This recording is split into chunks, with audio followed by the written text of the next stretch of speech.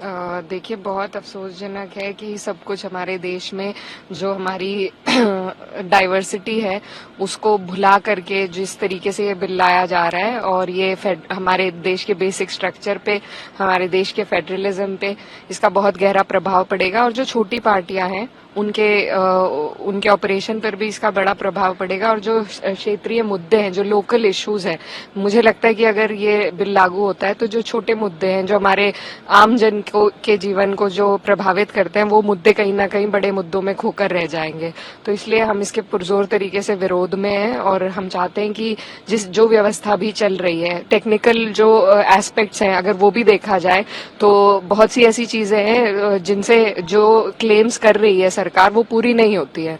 तो इस आधार पे हमें लगता है कि इस तरीके के बिल को ना लाया जाए, और जो हमारे देश की जो बहुलता में एकता वाली प्रवृत्ति है उसको बचा कर रखना चाहिए। नहीं, देखिए, वो तो अटल बिहारी जी भी उस टाइम पे पैलेस्टीन के जो प्रेसिडेंट रहे थे उनके साथ उनकी फोटो है।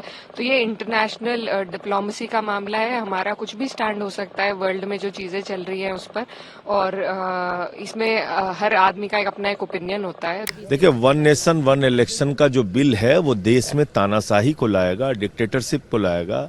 देश के अंदर जो जनता के बुनियादी अधिकार हैं लोकतंत्र के अंदर वोट देने का, उसको छीनने का काम करेगा। तोड़फोड़ करके सरकारें बनाएंगे लोग।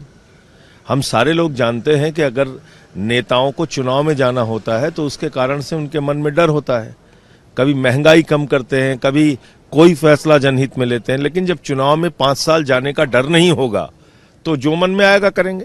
अरे भाई, ओहो, योगी को बोलिए कि मोदी के खिलाफ धरना दे। उनका दोस्त अडानी जो है वो बिजली को सप्लाई दे रहा है वहां, झारखंड की बिजली चोरी करके बांग्लादेशियों को।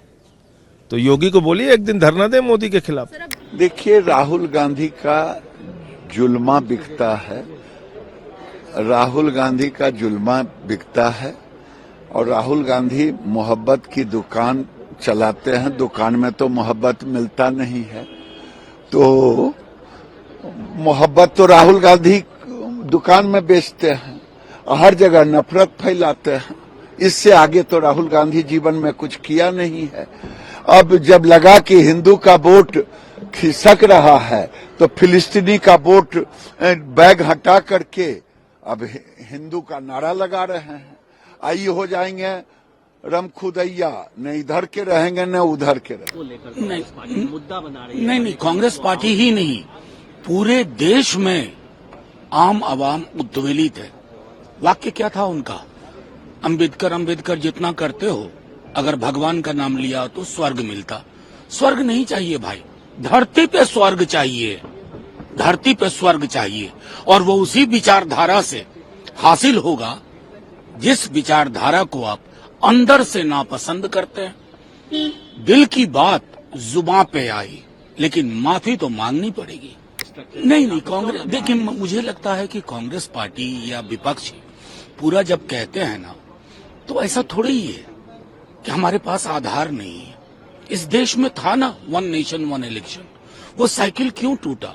आज क्या गारंटी है कि वो साइकिल प्रॉक्सी चलाओगे, विल ऑफ द पीपल को अंडरमाइन करोगे? That's unfair. अच्छा, एक बात बताइए ना, 17 में ही इन्हीं के चुनाव आयोग और लॉ कमीशन ने मना किया था कि विविधताओं पर हमला होगा, अभिव्यक्ति पर हमला होगा, संघीय व्यवस्था पर हमला होगा। ये पैसे के हवाले देते हैं। पैसा तो सबसे ज्यादा एडवर्टाइजमेंट पे खर्च होता है, पीएम के, सीएम के, अन्य लोगों के। खैरात पर बांटते हैं, टैक्सेस के पैसे, अरबों खरबों रुपया। रोक दो, एडवर्टाइजमेंट रोक दो। 300, 200, 400 करोड़ रुपया साउथ में एक एमपी, 40, 50, 100 करोड़ रुपया एक एमपी हिंदी पट्टी में। और उसके बाद ब्लैक मनी कितना खर्च होता है वो देखो, वो भी तो जनता का पैसा है। तो आप कान ऐसे नहीं कान वैसे पकड़ने की बात करते हो। तो आप एक काम करो ना, एक कानून लाओ। आप तो वैसे कह रहे हो चुनाव आयोग किसी भी गवर्नमेंट को भी डिसमिस कर देगा, राष्ट्रपति कर दे। राष्ट्रपति तो इंटाइटल है किसी भी मंत्रिमंडल के एग्जीक्यूशन से। चुनाव आयोग तो नौकर है, चुनाव आयोग को मालिक है क्या? वो कंप्लीट रूप से नौकर है, आप इसको समझिए। और चुनाव आयोग को आप मालिक का पावर दोगे तो उसको एक काम करो, दोनों आदमी का चुनाव करा करके करो। पूरे देश में चुनाव करवा लो कि चुनाव आयोग कौन होंगे। दूसरी चौथी तरफ आप चुनाव आयोग को एक बजट दे दो और उसी को बोलो 15 दिनों के अंदर इलेक्शन कंडक्ट करे, एग्जीक्यूशन में लाए और सभा करे। 6 विधानसभा है तो 6 जगह, और सभी पार्टी वहां जाए, अपनी बात रख दे। जनता जिसको वोट देना है देगा, ना कोई पोस्टरिंग ना कुछ। आप एग्जीक्यूशन में करना चाहते हो, पैसा को कम करना चाहते हो तो चुनाव आयोग के लिए बजट कर दो और गवर्नमेंट कंडक्ट करे चुनाव को, और वहां जाकर के पार्टी वाला जाकर के करे, कम खर्चा होगा, कोई हर कचकच नहीं, और 15 दिनों के समय को लिमिटेशंस कर दो। तो ये वन नेशन वन इलेक्शन भैया लोकसभा नहीं बनी, अटल जी की तरह खत्म हो गया। ये राष्ट्रपति प्रणाली है जो, देखिए इनके 2 काम, मैं पहले भी कहा हूं कि अंग्रेज और मुगल के तरह ये फूट डालो राज करो, ये फूट डालो राज करने की प्रवृत्ति से लगातार चल रहा है। ये 3 बार बने तब इनको नहीं आया, जब 300 था। अटल जी थे तब इनको समझ में नहीं आई। जब इनके पास गिनती नहीं है, 362 चाहिए, तो विवाद को पैदा करना है। इनको एक व्यक्ति को गणेश परिक्रमा करते रहना है, एक व्यक्ति को हिटलर के तरह प्रस्तुत करना है।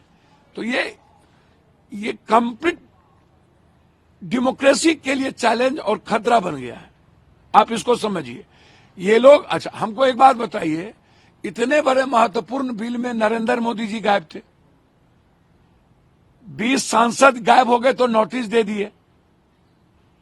जब देश के प्रधानमंत्री जी ही इतने गंभीर बिल में नहीं थे, तो आप अंदाजा करिए कि इस बिल की गंभीरता क्या है। इन्होंने क्या व्हिप जारी किया था,